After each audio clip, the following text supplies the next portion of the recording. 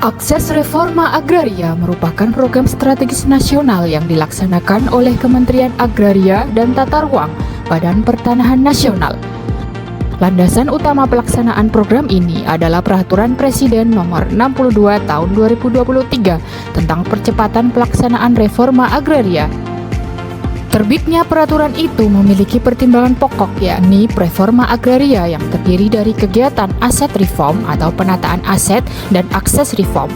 Desa Troso merupakan salah satu desa yang menjadi lokasi penanganan akses reforma agraria Kantor Pertanahan Kabupaten Jepara pada tahun 2024. Pemilihan Desa Troso sebagai lokasi kegiatan akses reforma agraria karena telah dilaksanakan legalisasi aset terhadap bidang tanah melalui program PTSL atau pendaftaran tanah sistematis lengkap pada tahun 2020 dan 2021 dengan menggunakan skema akses mengikuti aset. Salah satu potensi Desa Troso adalah sebagai desa wisata yang terkenal dengan kain tenun trosonya yang memiliki motif unik dan kualitas yang tinggi. Dalam pelaksanaannya, kegiatan akses reforma agraria di Desa Troso ini dilakukan secara multi-years melalui 3 fase. Fase pertama di tahun 2022 telah dilakukan pemetaan sosial sebanyak 300 KK. Hasilnya 41% masyarakat bekerja di bidang UMKM tenun, kemudian sisanya berurutan di bidang pengolahan kayu, fashion, kuliner, serta toko kelontong.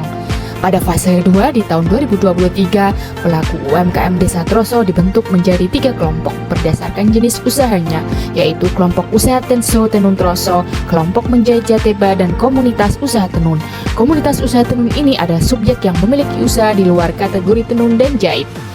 Pada fase 3, penataan akses reforma agraria tahun 2024 difokuskan kepada kegiatan pengembangan usaha dan fasilitasi akses pemasaran. Model yang ditetapkan ialah kolaborasi lintar sektor yang melibatkan organisasi pemerintah di Kabupaten Jepara. Target prioritas Kantah Kabupaten Jepara untuk fase 3 adalah 25 KK yang diambil dari perwakilan masing-masing kelompok yang dibentuk pada fase 2.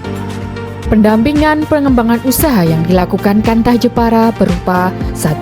Pengarahan materi terkait legalitas dan sertifikasi usaha oleh Dinas Koperasi, UKM, Tenaga Kerja, dan Transmigrasi Kabupaten Jepara.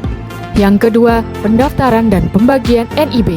Sebanyak 25 KK telah didaftarkan dan dibagikan NIB-nya pada saat pendampingan. Yang ketiga, pendaftaran dan penyerahan sertifikat halal dan PIRT untuk produk kuliner.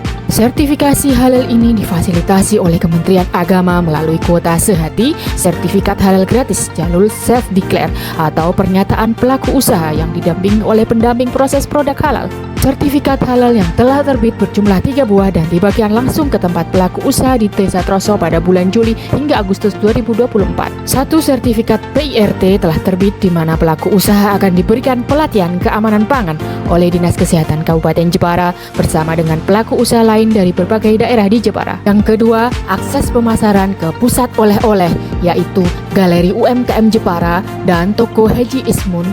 Tahapan selanjutnya pada fase 3 yaitu fasilitasi infrastruktur pendukung. Kegiatan ini berfokus pada pemenuhan kebutuhan infrastruktur yang mampu mendorong dan mendukung pengembangan usaha dan fasilitasi akses pemasaran khususnya pada lokasi kegiatan. Mengingat besarnya potensi Desa Troso sebagai desa wisata, maka kami memilih infrastruktur gedung sekretariat desa wisata yang dibangun dari bantuan Disparbud agar dapat diaktifkan kembali sehingga melibatkan dan mengembangkan UMKM di Desa Troso.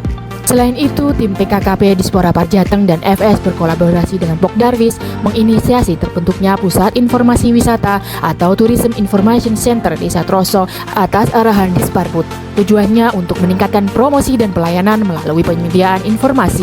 Selain infrastruktur fisik, kami juga telah memfasilitasi pembuatan e-book katalog produk dan toko online TikTok Shop untuk produk UMKM Troso. Katalog ini sangat mendukung pelaku UMKM dalam proses pemasaran, terutama dalam penjaringan calon customer baru. Tahapan terakhir pada fase 3 adalah penyusunan data peningkatan pendapatan. Subjek KK yang telah diintervensi langsung pada kegiatan ini dilakukan survei untuk mengevaluasi jalannya program ini. Dari hasil survei didapatkan bahwa terdapat peningkatan pendapatan rata-rata sebesar 31,44% dari awal pemetaan sosial fase 1. Assalamualaikum, nama saya Bu Ningsih, saya dari Troso.